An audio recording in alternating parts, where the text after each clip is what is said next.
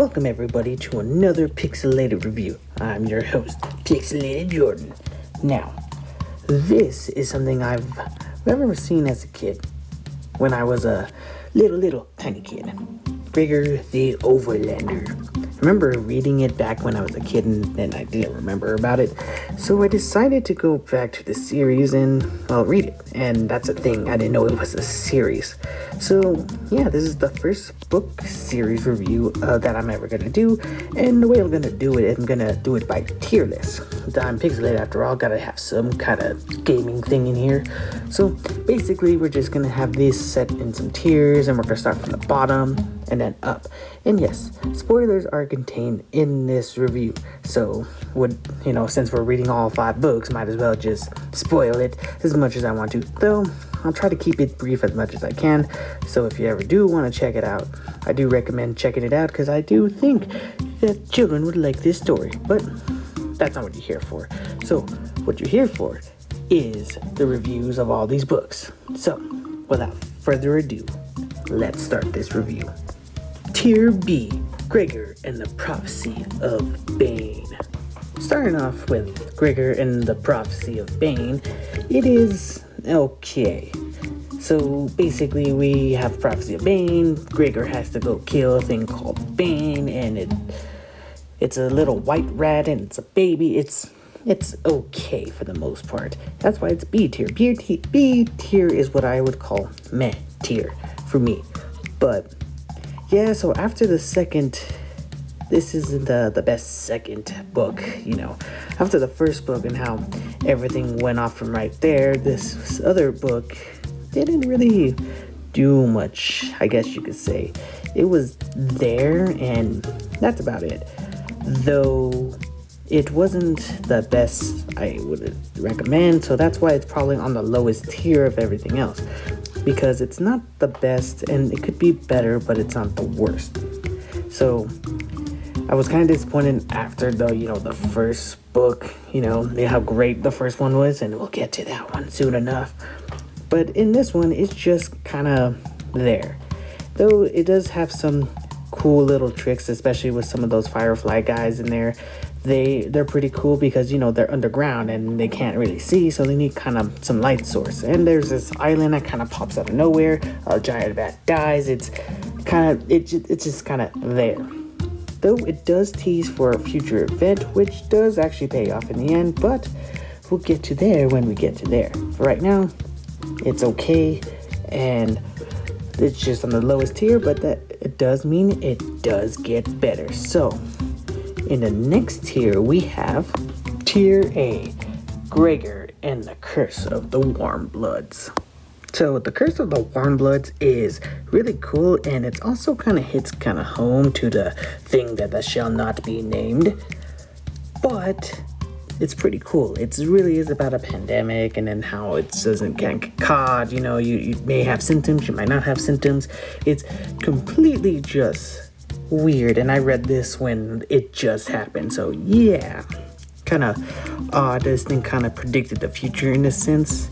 Anyways, this is where it really is really good, but some of the things that is the problem with Gregor the Overlander series is that it really relies on prophecy. This is the third book and he used another prophecy, and it kind of sucks, but it does use the prophecies in a really cool way. There's this guy named Riptail, and he's awesome. He's the best. Like, the first introduction in the first book was really good, and then this one, he just goes even further, the fourth, and he's just a really good character. And he shines in this one, for sure. And this one takes place in the Underland, of course, and it takes place with a bunch of, man-eating plants, and they're scary. Yeah, they're just terrifying, and the whole point of this was just to find a cure. And they found out that the cure was actually started in the labs in the Underland, the human land. And that so they just went on this adventure for nothing because they were just tricked. What a twist. But honestly, it was really enjoyable to explore another land and these man-eating plants and then other little characters, and including that big old giant little lizard monster. That was cool. And Yeah, no, this was a really cool book, even though it hit a little close to home, but I enjoyed this far better than I did with The Prophecy of Bane because it explored something cool, though it did hit a little close, with the whole thing that started at the beginning of 2020. But this one really did really do good. The Prophecy may be a little hard-handed, but overall, I would say this is a much more enjoyable ride than The Prophecy Bane was. May not be hitting hard as the first one, and we'll get to that, like I said, but it's still a good read. And so that leaves us next on tier A, which is check it out tier, which is Gregor and the Marks of Secret. This one is very fun, but it's also like the less impactful, but the most impactful at the same time, which is weird. Because they have a little mice problem, I guess you could say. The rats are driving out the mices, and they just want to see what's going on. The human faction, at least. They're like, what's going on? Why can't we find the mice? They're always our friends. So they go on an adventure. Gregor's brought down, again, and he goes on an adventure with them. Now, there is a prophecy, and it does play into it, but at the same time, it doesn't really end in a conclusion. This one ends in a cliffhanger, which is fine for the most part, but it does end in a weird kind of way where it just leads for the next book to get into. But with that being said, this is really fun. And it has a lot of great moments, like I said, the mice and how gruesome it is. Actually, this is where the series gets really gruesome with a lot of its scenes. The fact that it's called a children's book is weird to me, but I digress.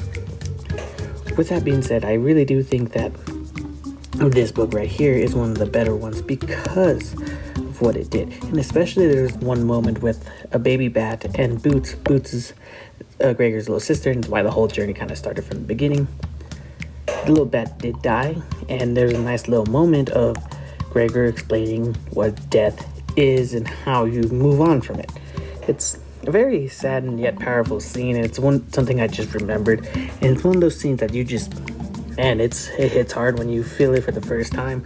So I really do like that. It's really such a powerful scene, and I think that's the reason why it's so high here on top. But the only problem is it ends in a cliffhanger. I think that's the reason why. I personally just say it's not on the S tier ranking, more or less because it's just not as good, and it ends in a cliffhanger, which does lead into the fifth book. But the only problem is it just leads into the fifth book, doesn't conclude. So we still have a lot of missing pieces, and there's still a lot of things to worry about. And yeah, and when the fifth book comes around, yeah, it gets much more brutal, and it gets a conclusion, which is very good. So for this one, I liked it a lot. It missed the mark on a few little things, but that's okay, because at the end of the day, this one is still a really good one and has one of the best moments in the series. So I guess that means, without further ado, let's get to the last tier. Gregor in the Code of Claw. The Code of Claw is the most action-packed and just brutal of all the books. There's bloodshed, there's tragedy, there is just so much war in this one little book. But man, is it crazy, and it has a conclusion. Which is something that's really good about this book. It's just how everything kind of comes together and how they hint at an actual piece. Though, our favorite rat boy, he says wars always happen down here. Like all the time. There'll be a truce and then they'll go back to war. So I'm thinking this line was said, so maybe there could always be a sequel series. But I'm not too sure. As far as I can tell, this is still the end. The definitive end. Because after this, Gregor and his family leave New York. And this little entrance that they have to get to the Underlands is in New York. So, and one of the cool things too, they actually gave Gregor an ability, and it was to use echolocation. I think that was actually really cool, and I really like that. So since he's always in dark, using echolocation would be really cool. And he had his best friend, Edgelord Batlord. He dies, so yeah, that was sad, but in the end, comes to the truth, and the Princess Luxa, who's been love interest for Gregor this whole entire time for the books, she finally sees New York for the first time to say goodbye to Gregor one last time, as the family leaves New York to get away from the Underlands.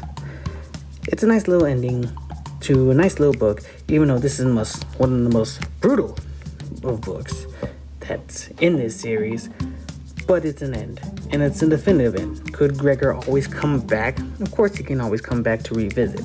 Could they have their own adventures without Gregor? Of course they can. They can call it the Underland's Tale or something like that, you know? But I think this is fine. Having it end here and keeping it like this is fine. The most brutal book is the last book, and I think that makes sense. It's all-out war. And I'm kind of happy that, you know, this was the end. I really enjoyed it. I still don't know how it's called a children's book with all the brutality, especially on people. But that's just what it is. I really do like this one, and I do recommend it. It's a really good ending to a really satisfying story overall. And I'm happy to have it closed like this way. But it comes at one little guy, one more. And that last book is Gregor the Overlander. Yeah, you can kind of tell this was gonna be number one. Like, this was a great first book to start out an adventure. It reminds me a lot of Levy, of the first book that I read on the channel. You guys can check it out later. That it's just good. It's really just had all its characters thought out. The world is so unique and well thought out. Everything in this book just felt nice and neat. And if the book continued or didn't continue, it would be perfectly fine here. This was a good book. It had the adventure of trying to find a father because the kid just ended up falling into this land. The little 3-year-old daughter Boots and Gregor just trying to do their best, and then he's on this adventure just trying to find a way home and find his dad in the meantime. And it comes all together in the end. Gregor finds his dad, beats one of the Rat Kings, which is actually Gregor's name, but reversed, which is weird, but whatever. And it introduces to our famous rat boy. He's the best. And yeah, and we're introduced to a lot of different things in the world, such as giant spiders and bats and just the whole 9 yards of this land and what it offers. It's the perfect first book for a series, even if it wasn't a series. If you left it here, it would have been fine. Of course, there is that teaser at the end. Oh, what's the prophecy of Bane? Well, you don't have to read it. This first one satisfies everything. And yeah, this first book, yeah, this is definitely something I recommend. And I think it's the best one out of all 5 books. So to recap, we have Meh tier, Gregor and the Prophecy of Bane.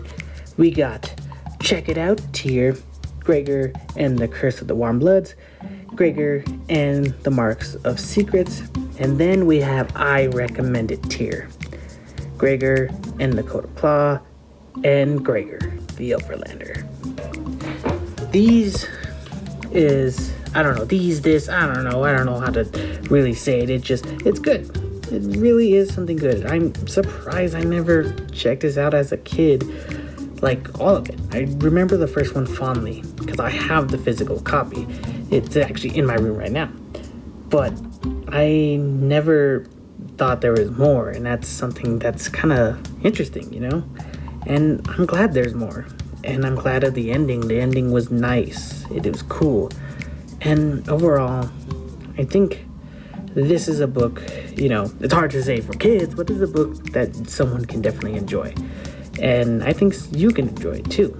So this is my first series review, and I really enjoyed it. And yeah, as an overall thing, so as a final rating of this entire series, I give Gregor the Overlander series I recommend it. I want to thank you all for watching this video, and I really do appreciate it. Yeah, like I said, first series video, it's new and I like it a lot. And yeah, expect more series videos because I have read a bunch more at this point, and there will still be some single reviews, so depending on which is which, we'll see how it goes. So hope you guys enjoy it, and I hope you guys have a great day.